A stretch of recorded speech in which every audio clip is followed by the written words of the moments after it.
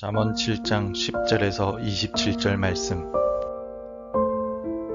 그때 기생의 옷을 입은 간교한 여인이 그를 맞으니 이 여인은 떠들며 완악하며 그의 발이 집에 머물지 아니하여 어떤 때는 거리, 어떤 때에는 광장, 또 모퉁이마다 서서 사람을 기다리는 자라.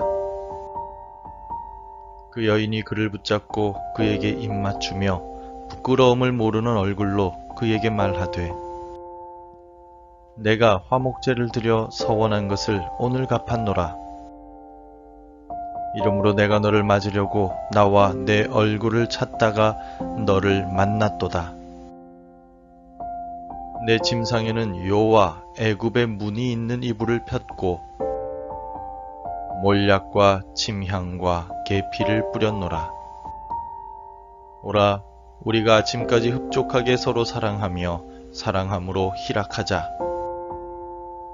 남편은 집을 떠나 먼 길을 갔는데 은주머니를 가졌은즉 보름날에나 집에 돌아오리라 하여 여러가지 고운 말로 유혹하며 입술에 호리는 말로 꿰므로 젊은이가 곧 그를 따랐으니 소가 도수장으로 가는 것 같고 미련한 자가 벌을 받으려고 쇠사슬에 매이러 가는 것과 같도다.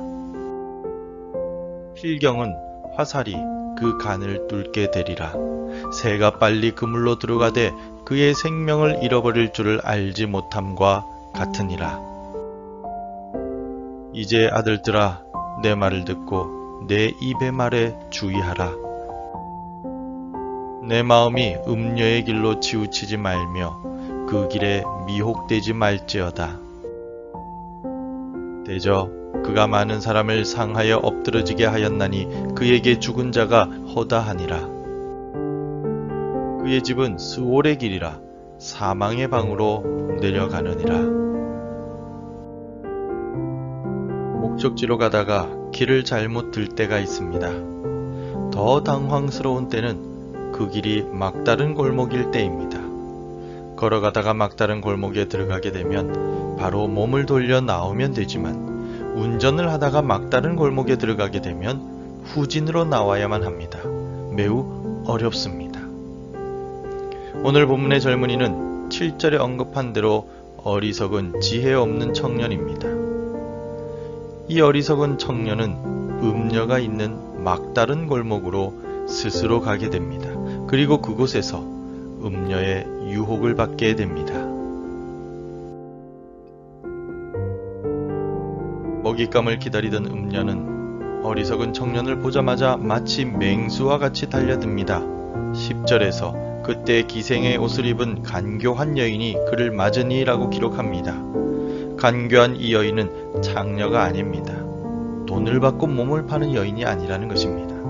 비록 기생의 옷을 입고 있지만 그녀는 창녀가 아니라 성적인 만족만을 위해 살아가는 한 가정의 아내입니다. 본능에만 충실하고 욕망만을 추구하고 살아가는 이 여인은 가만히 있지 않고 이곳저곳을 다니면서 먹잇감을 찾아다니고 있습니다. 베드로 사도는 우리에게 근신하라, 깨어있으라 경고합니다. 왜냐하면 대적 마귀가 우는 사자같이 두루다니며 삼킬 자를 찾고 있기 때문입니다. 마치 본문의 음녀와 같이 말입니다. 언제 어디서든 우리는 죄의 유혹을 받을 수 있습니다. 마귀가 우리를 맹수같이 노리고 있기 때문입니다. 그러므로 깨어 기도해야 합니다. 예수님께서도 시험에 들지 않도록 깨어 기도하라고 말씀하셨습니다. 이처럼 청년을 유혹하는 음녀는 부끄러움을 모르는 여인입니다. 왜냐하면 13절부터 21절까지의 말씀에서 보는 바와 같이 음녀는 듣기 좋은 말로 어리석은 청년을 유혹하고 있기 때문입니다. 게다가 이 여인은 남편이 있는 여인입니다. 스스로도 이렇게 이야기합니다.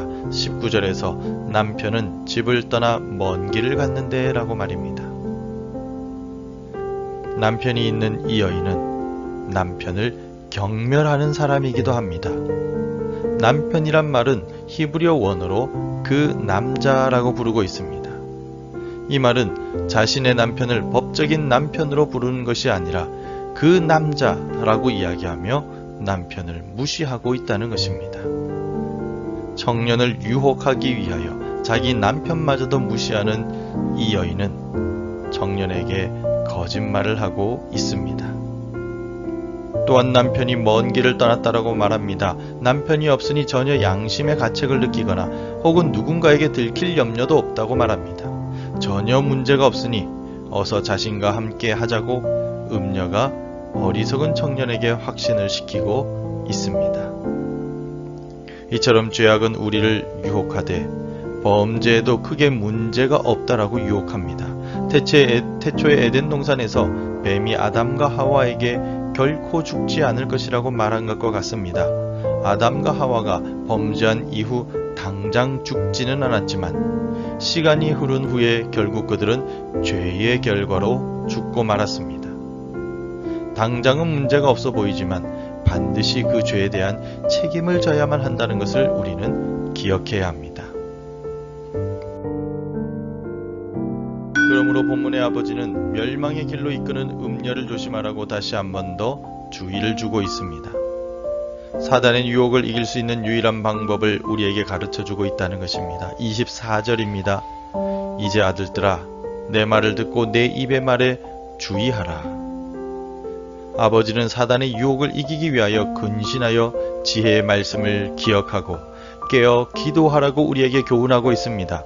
누구의 말을 듣고 어떤 길을 걷는가에 따라 우리 인생이 완전히 바뀌게 됩니다. 생명의 길로 인도하는 지혜로운 아버지의 말씀을 들으시겠습니까? 우리를 멸망의 길로 이끄는 음녀의 유혹을 들으시겠습니까?